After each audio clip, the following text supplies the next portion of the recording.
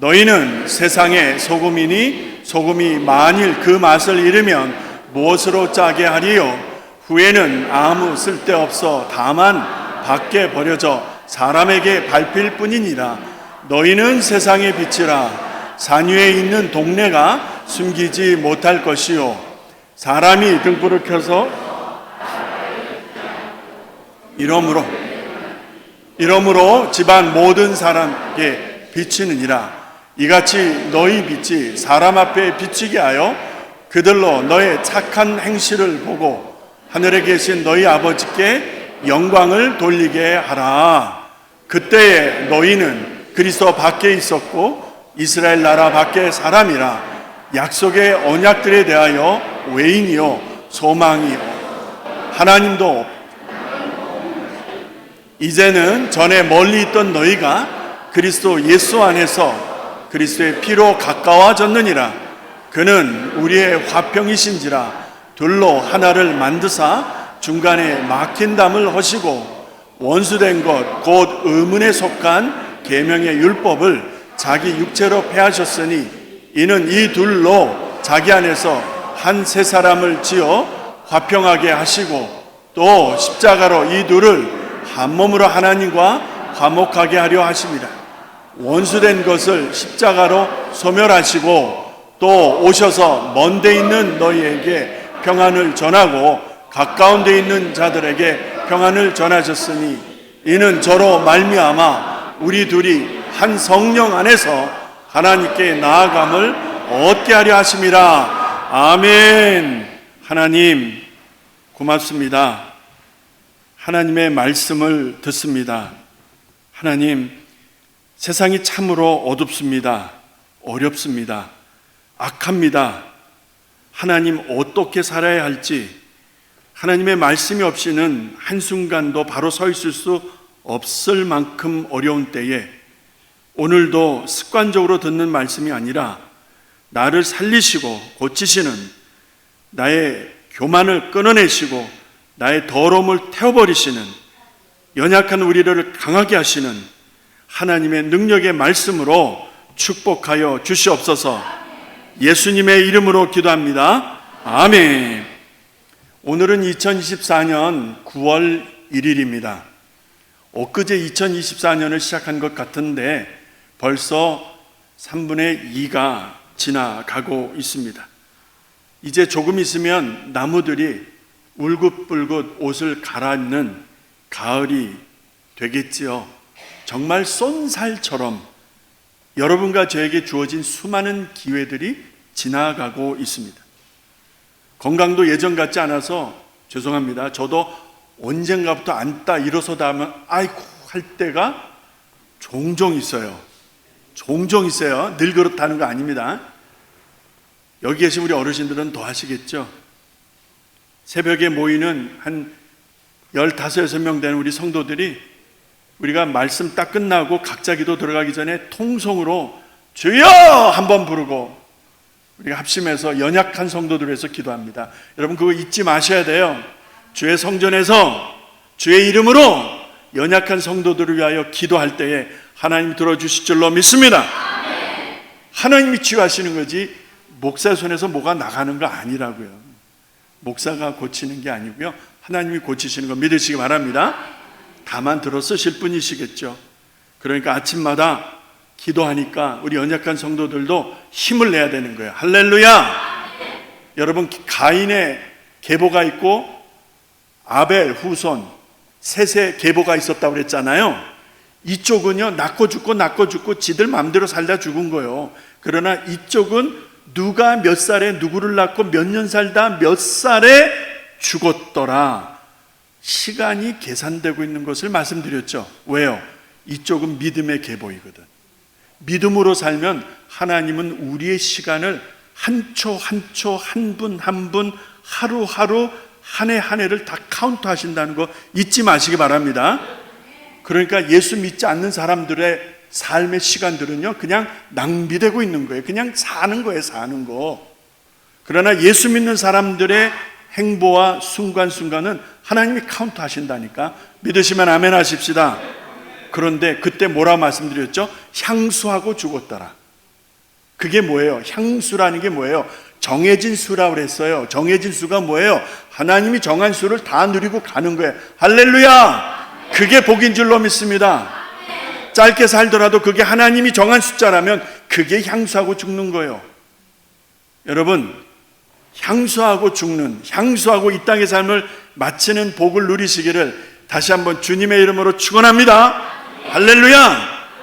향수하고 가야 되는, 향수하고 하나님이 주신 수를 다 누리는 거예요. 할렐루야! 그런 안목으로 우리가 사는 이 지구촌을 바라보면 지금 대단히 위급합니다. 제가 뭐라 그랬어요? 위급하다 그랬어요. 위급하다. 병원으로 치자면은 ICU에 들어가야 되는 거예요. 그냥 일반 병동이 아니라 ICU에 들어가가지고 전문의들이 새카맣게 달라뜨가지고 그냥 긴급하게 치료하는 그런 분위기라고 생각을 한다면 여러분과 제가 살아가고 있는 이 땅이, 이 세대가 지금 그렇다는 것입니다.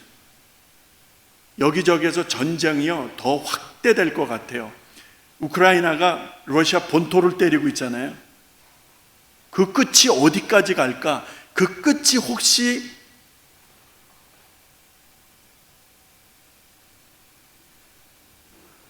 핵을 가져오지는 않을까? 여러분 한번 잘 생각하세요. 이 권력을 쥔 사람 몇 사람들이 이 세상을 얼마나 아프게 하고 있는지 한번 잘 보시라고요. 이 전쟁의 끝자락에 어떤 아픔이 또 이 지구촌에 우리 삶 가운데 언습할지 여러분 어찌 압니까? 도처에서 산불이 나고 재해들이 일어나고 여러분 얼마나 많은 천문학적인 피해가 발생하고 있습니까? 나만 편히 살면 되는 거요? 여러분? 전통적인 가치 이게 중요합니다. 하나님이 정하시고 우리 조상님들이 힘써 지켰던 전통적인 가치, 그런데 지금은 전통적인 가치가 없어졌어요. 이미 상실되고 무너졌어요. 이 사회가 반사회적인 그런 현상들, 잘못된 가치로 도배를 하고 있고, 그래서 얼마나 혼란스러운 그런 때를 보내고 있는지 모릅니다. 하나님의 시간 째깍째깍, 그러니까 2023년, 2024년, 2025년이 아니라 지금 그 시간 얘기하는 게 아니라 하나님의 시간, 하나님이 정하신 어떤 그 시간 째깍째깍 가고 있어요. 지금도 그 시간이 얼마 남지 않았구나라고 하는 절박감이 있는 거예요. 절박감. 이렇게 상황이 심각한데 마지막 때에 일어날 일들을 성경에서 말씀하고 예수님이 말씀하고 그 증후들이 지금 넘쳐나고 있는 이때에 오늘 말씀 여러분과 저에게 주시는 매우 중요한 교훈이 있는데요. 누가복음 17장에서 여러분을 먼저 함께 주님이 뭘 하셨는지로 찾아가 보는 것입니다. 누가복음 17장 26절로 30절의 말씀인데요. 이 말씀을 같이 한번 힘차게 읽으면서 그때도 그랬지만 지금도 주님이 보실 때, 하나님 보실 때 어떤 심정이실까? 이 세대를 바라보시면서 하나님은 어떤 의도, 뜻을 가지고 계실까 느낄 수가 있는 거예요. 자, 26절부터 쭉 같이 읽습니다. 시작. 노아의 때 된 것과 같이 인자의 때도 그러하리라. 노아가 방주에 들어가던 날까지 사람들이 먹고 마시고 장가 들고 시집 가더니 홍수가 나서 저희를 다 멸하였습니다. 또 롯의 때와 같으리니 사람들이 먹고 마시고 사고 팔고 심고 집을 짓더니 롯이 소돔에서 나가던 날에 하늘로서 불과 유황이 비오듯이 저희를 멸하였느니라. 인자에 나타나는 날에도 이러하래. 여러분 보세요. 인자의 때라는 것이 있어요. 우리 주님이 재림주로 오시는 그때를 말하는데 그때를 노아가 살던 때와 롯이 살던 때의 사건과 연결되고 있다는 거예요. 이게 대단히 중요합니다. 자, 그래서 도표를 하나 올려주세요. 아무래도 도표를 하나 만들어야 되겠길래 어제 급히 도표를 만들었습니다.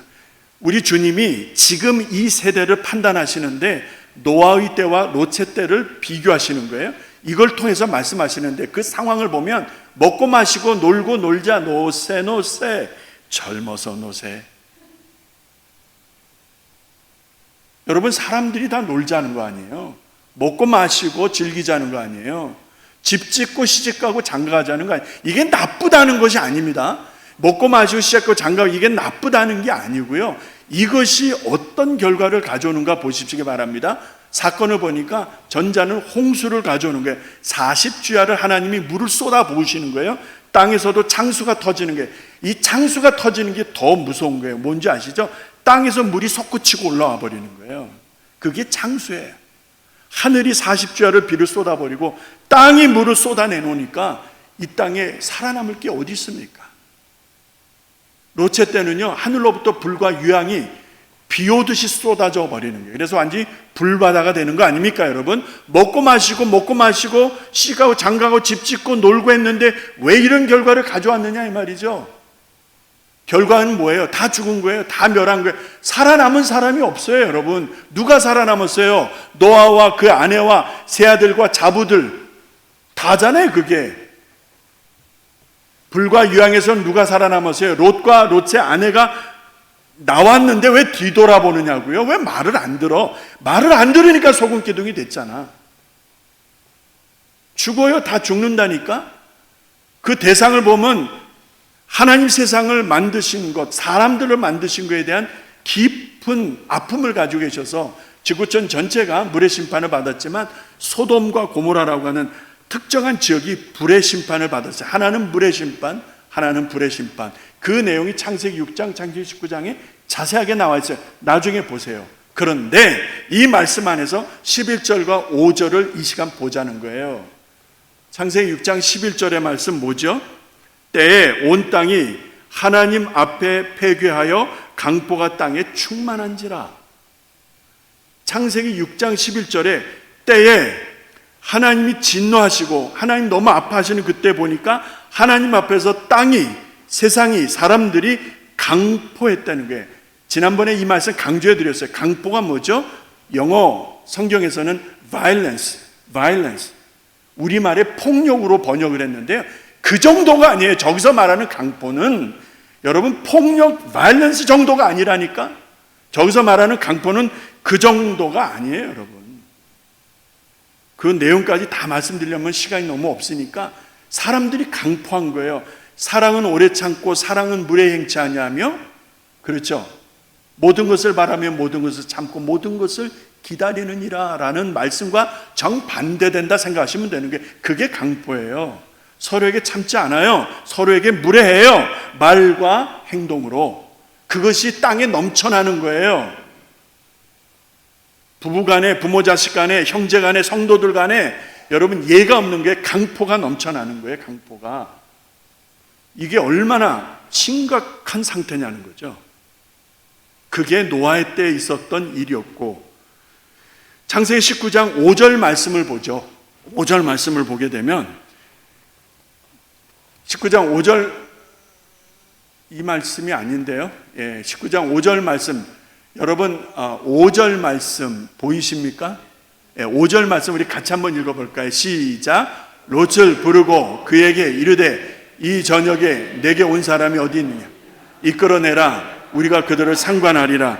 여러분, 두 천사가 온 것을 롯이 알고 환영하고 그분들을 모셔서 자기 집에 유숙하게 한 상황이에요. 그게 창세기 19장 1절에 나와요. 하나님 보낸 천사 둘이 롯의 환대를 받고 그 집에 묵게 된다 이 말입니다. 그런데 그 동네 사람들이 그것을 알고 와서 한밤중에 롯을 불러내어 롯을 불러내어 그 마을 사람들이 하는 말이에요. 내게 온 사람이 어디 있느냐? 너의 집에 들어온 이들이 어디 있느냐? 이끌어내라. Bring them out. Bring them out. Bring them out so that we can have sex with them. 우리가 그들과 상관하리라. We can have sex with them. 그들과 성관계를 하겠다 이 말입니다. 이 말하고 있는 거예요. We can have sex with them. Bring them out. 그들을 이끌어내. 이들 끌어내. 우리가 그들과 상관할 것이야. 여러분 어떻게 생각하십니까? 하나님이 진노를 스탑하실 수 없었던 상황이 바로 노아의 때의 사람들의 강포함이고 롯의 때에는 사람의 성적 타락에 더러운 성생활이에요. 아십니까? 이것이 하나님이 진노를 폭발할 수밖에 없었던 결정적 역할이었는데 이것을 누가복음 17장에서 예수님이 말씀하시는 거예요. 인자가 올 때에, 다시 말해서 우리 주님이 재림주로 이 땅에 오실 때에 그때의 세상이 이럴 것이야. 노아의 때와 롯의 때를 가지고 오시는 거예요. 여러분, 이 두 가지만 보더라도 지금은 더는 증거가 필요 없을 만큼 넘쳐나고 있다. 무엇이? 주님의 재림이, 주님이 이 땅에 오셔서 심판하실 그때가 이미 시작되었다. 올 것이다가 아니라요, 이미 시작되었다라는 거예요. 이미 시작되었다. 그것이 맞아요. 왜? 넘쳐나니까. 여러분, 그 어느 때보다도 강포하잖아요. 사람들이 얼마나 자기 이익을 위해서 남의 자존심이나 남에게 피해를 줍니까? 여러분, 얼마나 그게 심해요. 지금 폭력과 여러 가지 범죄의 발생 비율을 한번 보세요, 여러분. 자, 그뿐입니까? 요즘 여자친구, 남자친구 없는 사람 없잖아요. 여러분, 오해 없이 들으시기 바랍니다. 제가 말하는 거는 불건전한 거예요. 이건 불법적인 거를 말하는 거죠. 지금 우리가 살아가는 때가 이렇다는 것입니다. 그런데 아까 그 원인과 배경 보셨죠? 먹자, 놀자, 마시자, 집 짓자, 시집가자, 장가가자. 이것이 우리가 살아가는 삶의 현실이라는 것입니다. 여러분, 이스라엘은요, 하나님이 선택한 사람들이에요. 세상의 그 많은 족속들 가운데 이스라엘은 하나님이 구별하셨어요. 내가 하나님의 백성으로 하나님이 구별하신 나의 백성이라고. 그리고 그들을 바로의 억압에서 이끌어내셔서 홍해를 건너서 광야 40년의 연단을 거쳐서 자, 이제 여호수아와 갈렙의 리더십을 가지고 가나안에 들어가 그 땅을 다스리며 그 땅에서 하나님의 백성으로 살아가게 하셨어요. 하나님이 주신 거룩한 땅이죠. 그렇죠? 그리고 그들 속에 흐르는 하나님의 거룩한 피가 있는 것이죠. 그게 이스라엘이고 그게 지금 그 땅인데, 그런 하나님의 섭리와 역사와는 전혀 상관없이 지금 현실은 어떠냐는 거예요. 전쟁은 끝이 없고 그 많은 인명피해 누가 보상할 거냐는 거예요. 유엔이 보상을 해요? 미국이 보상을 해요? 누가 보상할 거냐는 거예요. 그 어린아이들의 죽음, 사랑하는 이들이 폭격에 그냥 시신조차 찾을 수 없는 이런 처참한 일들이 벌어진 그 땅에 누가 그들을 위로할 거냐는 거예요. 이건 누구 몫이에요? 지도 한번 올려주시겠습니까? 여러분, 이스라엘의 지도입니다. 한번 보십시오. 노란 것이 이스라엘의 지도고 남쪽으로는 이집트가 있죠. 그 다음에 그 오른쪽으로는, 그 옆쪽으로는 요르단이 있고 그 위에는 시리아, 그 옆으로는 이란, 이라크, 이란, 이런 나라들이, 여러분, 위아래로 사방으로 에워싸져 있는 저 땅을 한번 보시기 바랍니다. 빨간 점이 두 개 있죠. 하나는 예루살렘입니다. 예루살렘에 대해서 제가 말씀 안 드려도 예루살렘이 어떤 의미가 있는지를 잘 아십니다. 자, 그런데 그 옆에 해안 쪽에, 저 지중해 해안 쪽에 텔아비브라고 하는 동네가 하나 보이고 거기에 빨간 점이 찍혀 있는 것을 확인하게 되어집니다. 텔아비브, 성경에는 요빠 들어보셨죠? 요빠가 텔아비브입니다. 그런데 이곳을 왜 보여드리는지 아십니까? 하나님이 구별한 거룩한 백성이고 하나님이 들이신 거룩한 처소라, 거룩한 땅으로 하나님이 함께 하시는데, 지금 그런 역사와 전통을 가진 이스라엘 가운데 지금 저 땅에, 저 텔아비브에 어떤 일이 벌어지는가? 여러분, 퀴어 축제라는 거 아시죠? 퀴어 축제. 성소수자들, 게이 레즈비언들, 그 다음에 그 성전환 수술한 사람들, 그죠? 이런 사람들, LGBT 있잖아요, 그거요. 이런 트랜스젠더, 바이섹슈얼 이런 분들이 있잖아요. 이런 분들이 모여서 자기네들 프라이드, 자기네들 인권, 자기네들 어떤 권리를 주장하면서 행진하는 그런 것들이 퀴어 축제, 퀴어 프레이드, 퀴어 이벤트 이런 말을 씁니다. 시카고에는 저 밀레니엄 파크와 그 특별히 그 클락 그쪽 길로 유명하지 않습니까? 매년 6월 말이면 진행돼요. 제 기억으로. 그 많은 사람들이 모여서 무엇을 하는지 아십니까? 한국의 경우는요, 여러분 가끔 연속극 보시면은요, 남자와 남자가, 여자와 여자가 더불어 부끄러운 것을 하는 것을 이제는 미화시켜서 그것을 공중파 방송으로 때립니다. 이제는 여자가 더불어, 남자가 더불어 부끄러운 짓을 하는 것이 사랑이라고 하는 아름다운 프레임으로 만들어 놓은 거예요. 사람들이 한 번 봐, 두 번 봐, 처음에는 좀 이상한디 하다가 두 번 봐, 세 번 봐, 네 번 봐, 이제는 거기에 동화되는 거죠. 감각이 없어지는 것이죠. 뭐가 더 필요하십니까? 지금 상황이 그런데 하나님이 구별한 민족 가운데 하나님 구별하신 거룩한 땅에서 여러분 세계에서 가장 왕성한 게이 퍼레이드, 여러분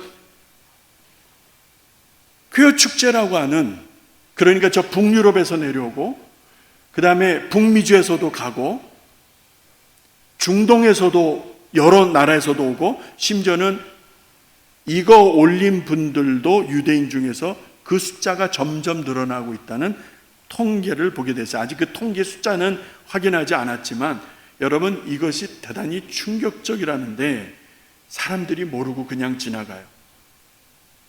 하나님의 시간은 째깍째깍 지나가고 있는데, 그래서 예수님이 노아의 때를 잊지 마라, 롯의 때를 잊지 마라 하시면서 인자의 때가 이럴 것이야 라고 말씀하는데도 사람들이 어텐션, 주목하지를 않습니다.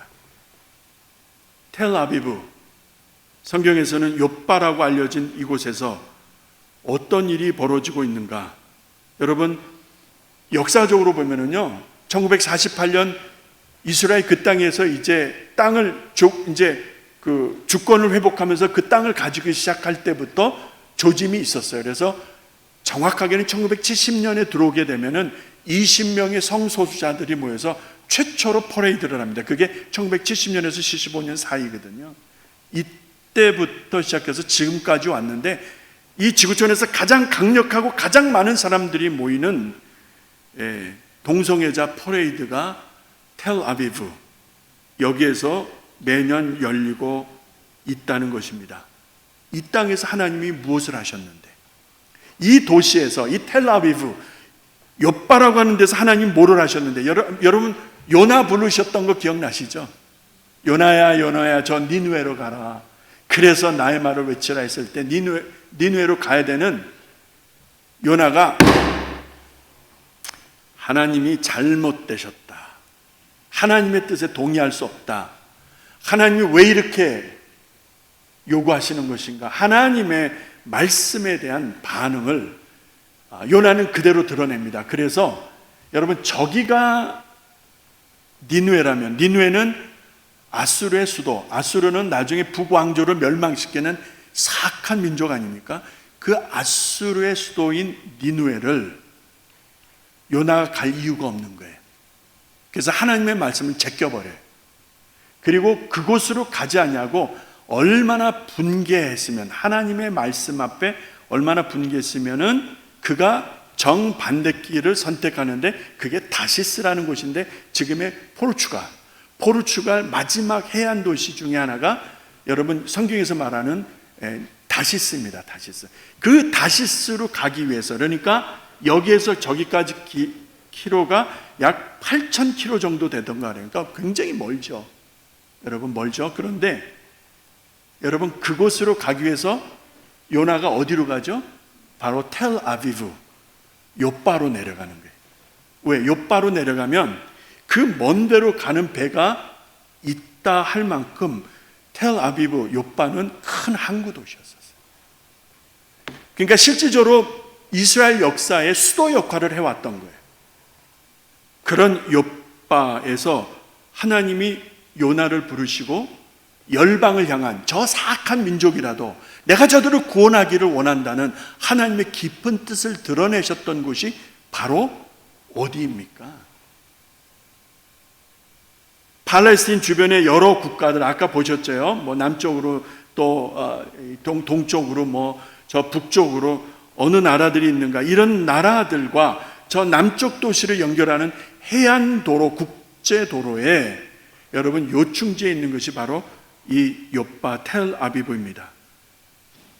예루살렘 도성에서 욥바라는 게이트가 있대요. 그 욥바라는 게이트에서 직선으로 쭉 가게 되면 바로 이 텔아비브, 욥바라는 항구로 연결이 된답니다. 그래서 기원전 10세기, BC 10세기 후반에 솔로몬이 930년에 북과 남으로 갈라지고 나서 여로보암으로 갈라진 왕조 이후에 여러분 이스라엘 역사 얼마나 부끄럽게 갑니까? 그 바로 전이에요. 그 바로 전 얼마 안 됐어요. 그 전에 솔로몬이 하나님 앞에 성전을 드릴 때 레바논에서 백향목을 가져오죠.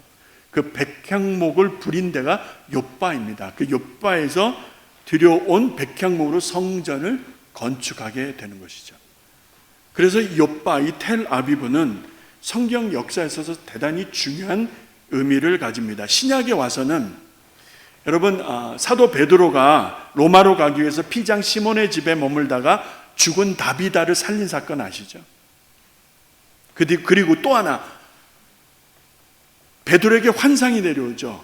좋지 않은 동물들을 보여주시고 그 환상 중에 그 동물들을, 그 짐승들을 잡아먹으라고 했잖아요. 그런 이야기 기억나시죠? 그것이 바로 욥바입니다. 그게 뭐예요? 이방인들에게 복음을 전하시려는 하나님의 뜻이 환상을 통해서, 계시를 통해서 베드로에게 전달되는 거예요. 그게 어디라고요? 욥바예요. 욥바. 하나님이 열방을 향하여 하나님의 사람들, 사도들을 깨우시고 환상을 통해서 이방인들에게 복음을 전해야 되는 그 당위성과 정당성을 확인해 주시고 또 확인해 주신 곳이 욥바다 이 말이에요. 욥바, 지금의 텔아비브.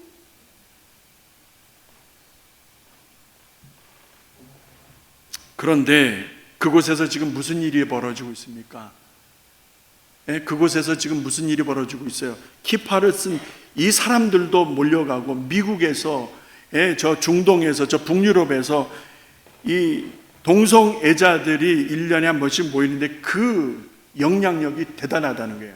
그래서 미국의 여러 언론들이 있지만 보스턴에 있는 한 주간지가 이 지구촌에서 가장 게이스러운, 가장 동성애자스러운 그런 도시가 있다면 텔아비브라고 판단을 하고 있습니다. 이것은 욕이지요, 욕.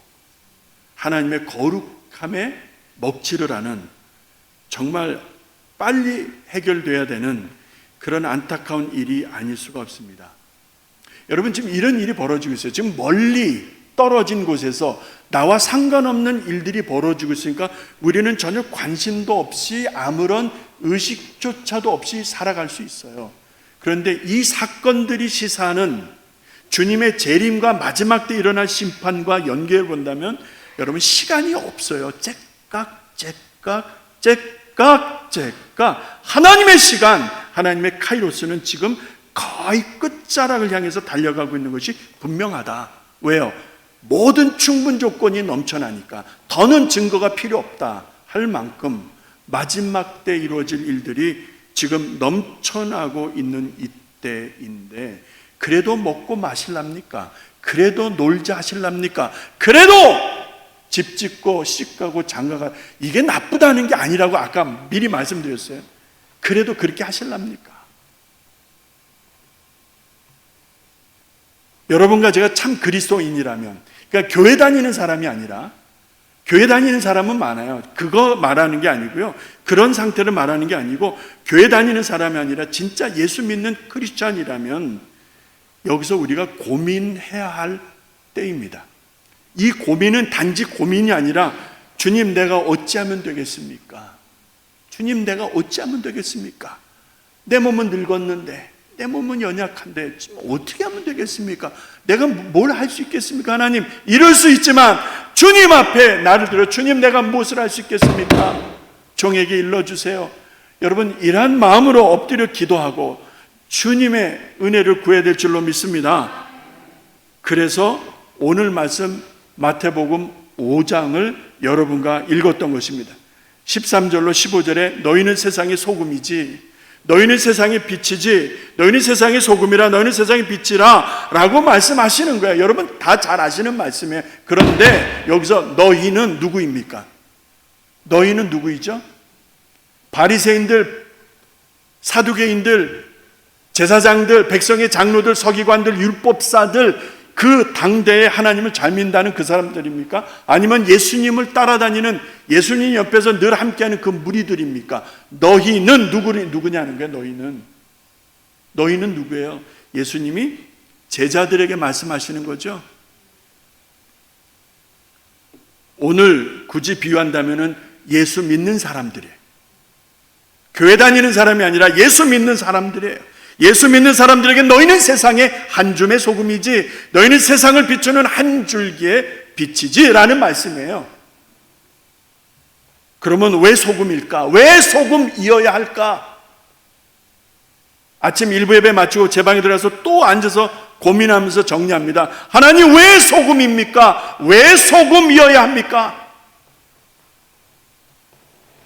마음에 느껴지는 거 몇 가지가 있어요. 첫 번째가 맛이에요. 맛을 내는 거예요. 오늘 일부 예배 또 오신 분들 감자 드셨죠? 감자에 약간 간기가 들어가서 괜찮았죠? 제 아내가 삶고 맛 좀 봐 그랬어요. 맛 좀 보다가 뜨거워가지고 안에는 뜨겁더라고요. 근데 먹었는데 약간 간기가 들어갔는데 너무 맛있는 거예요.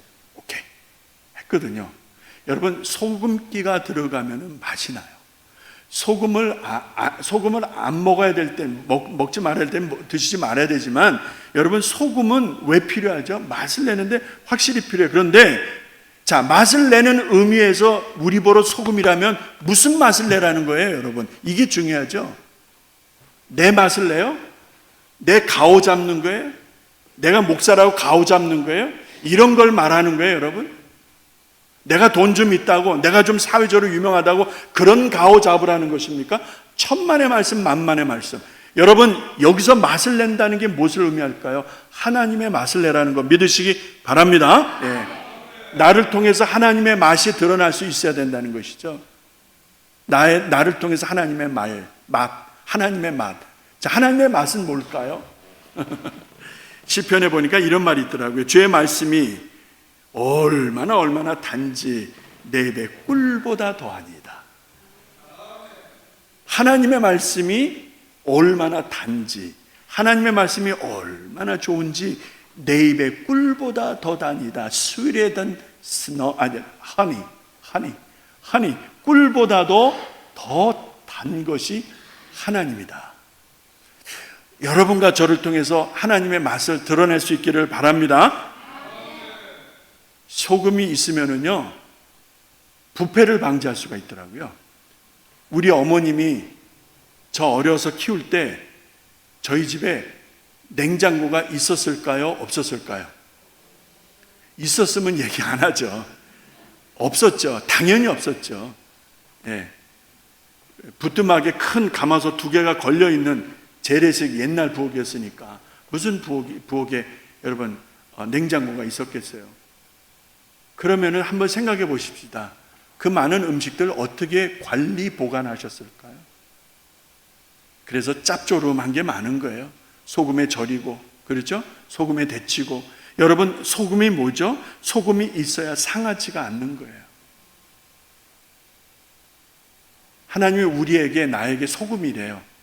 그러면 뭐 해야 되는지 아시겠죠, 여러분? 내가 있는 자리가, 내가 살아가는 처소가 썩어서 냄새 날 수가 있다는 것이죠. 그러면 뭐 해야 된다는 거예요? 뭐 해야 된다는 거예요, 여러분? 한 줌의 소금으로 살아가고 있는가? 내가 한 줌의 소금의 역할을 감당하고 있는가? 세 번째는 희생입니다. 소금은 녹아지는, 녹아져서 없어질 때 여러분 대단히 중요한 역할을 하는데, 레위기 2장에 보니까 하나님이 기뻐하시는 번제를 드릴 때 소금을 치라라는 말씀이 나와요. 왜 그러셨을까? 여러분, 소금이 포렇게 살아있는 채 쓰여지는 경우는 없습니다. 어떤 경우든지 여러분, 소금은 녹아지고 없어지죠. 여러분과 제가 그렇게 할 수는 없을까? 나는 없어지고 우리는 없어지고 하나님이 하셨습니다. 왜 그게 안 될까? 그게 안 되니까 싸우는 거예요. 그게 안 되니까 섭섭한 거예요. 하나님이 하셨습니다. 그러면 되는데. 그러려면 우리가 녹아져야죠. 그 다음에 보니까 여러분, 이 소금은요, 심판의 의미가 있더라고요. 롯의 아내가 소금 기둥이 되었어요. 하나님의 말씀대로 행하지 아니한 결과가 여러분, 소금 기둥이 되어진 것을 보면서 여러분과 제가 살아가는 동안에 이 소금이 그런 의미가 있다는 걸 잊지 말자는 거예요. 성경 여러 곳에 보면은요, 이 소금이 옥토가 되게 하는 과정에서 쓰여지거나 하나님의 어떤 진노와 저주를 드러낼 때 쓰여지는 경우들이 신명기 29장이나 시편 107편에 자세하게 기록되어져 있어요. 여기서 그걸 말씀드릴 수는 없지만 그런 의미에서 너희는 세상의 소금이다 라고 말씀하신 게 아닐까. 하나만 더 말씀드리면, 소금이 있으면은요, 비옥해지더라고요. 기름지게 되어질 수가 있습니다. 예전에는 잡초를 제거하고 그 다음에 토양이 기름지게 하려면은 소금을 사용했다. 소금 속에는 미네랄이라고 하는 대단히 중요한 요소가 있기 때문에 그런 것 같습니다. 자, 우리 주님이 어떤 의미에서 너희는 세상의 소금이다 라고 말씀하시는지 단언할 수는 없지만, 소금이 이러한 기능과 역할을 하는 것을 보니까 여러분과 제가 서 있는 자리에서 해야 될 일이 적지 않다는 것을 짐작하게 되어집니다. 맛을 내십시다. 썩어 냄새 나는 것을 막아보십시다. 잡채가 나는 것을 제거하십시다. 이것이 한 줌의 소금이 갖는 역할이라면 우리 각자가 그 일을 하자, 이 말이죠. 우리가 사는 이 세대가 얼마나 더럽혀지고 있습니까? 얼마나 무질서하고 얼마나 혼란스럽습니까? 계속 그냥 혼자 우리끼리 사실랍니까? 말씀을 마치기 전에 너희는 세상의 빛이라 말씀하셨습니다. 빛은 어두움을 비추는, 어두움을 밝히는 기능이 있습니다. 근데 여기서 중요한 원칙 하나가 있어요. 내가 발광체가 아니라는 거예요. 착각하지 마십시다. 내가 빛을 내는 게 아니라는 거예요. 내가 발광체가 아니에요. 나는 반사체라는 거예요.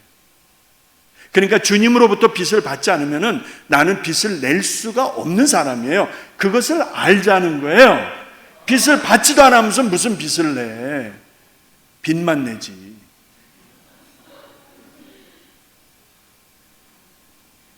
돈거래하지 마십시다. 여러분, 주님의 빛은 어떤 빛일까요?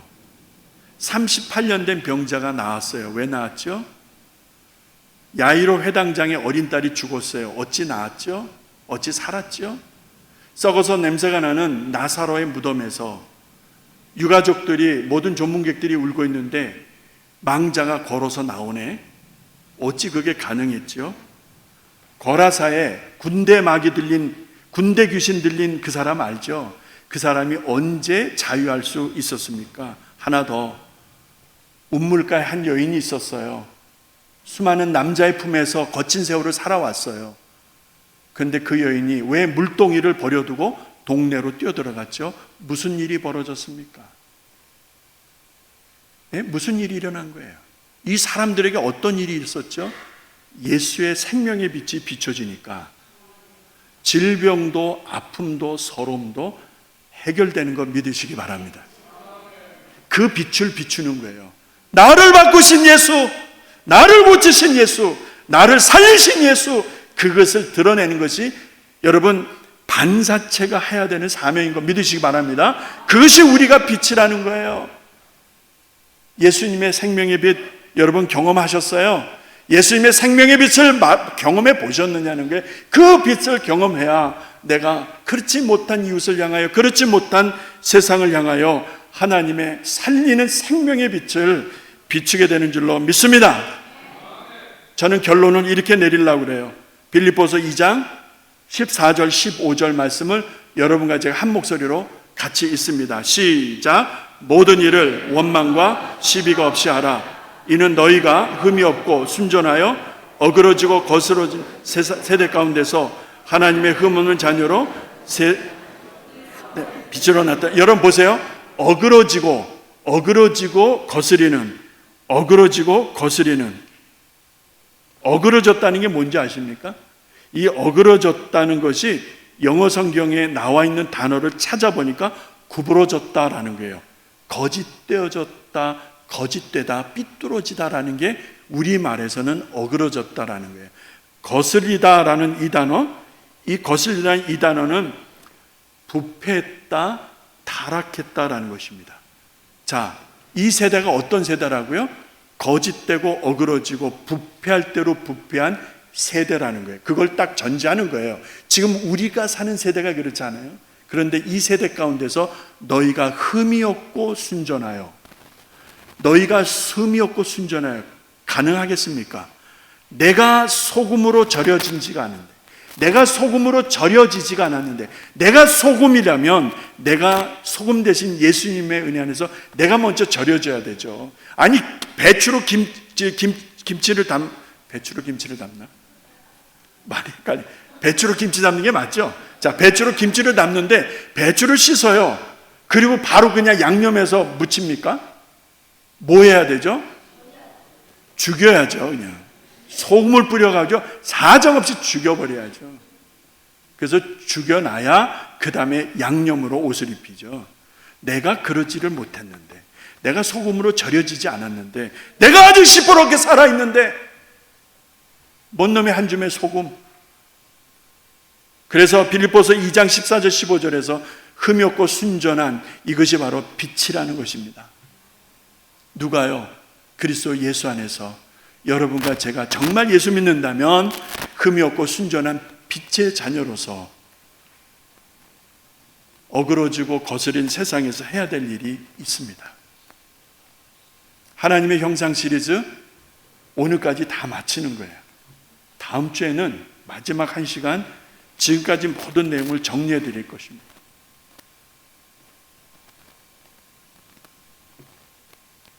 정말 우리가 해야 될 사명이에요.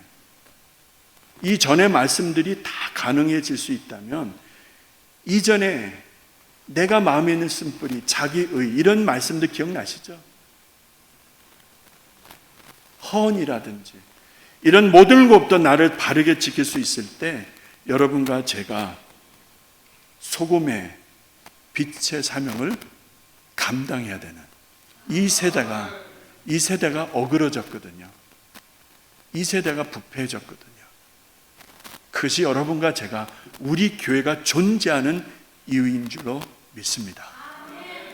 그 맛을 잃어버리시겠습니까? 그 빛을 잃어버리시겠습니까? 그래도 이 시간 우리 같이 기도합니다. 결단의 기도입니다. 하나님, 내가 맛을 잃어버린 소금처럼 살았습니다. 먹고 마시고 내 한 몸뚱이 간사하는 일에 정신없이 살았습니다.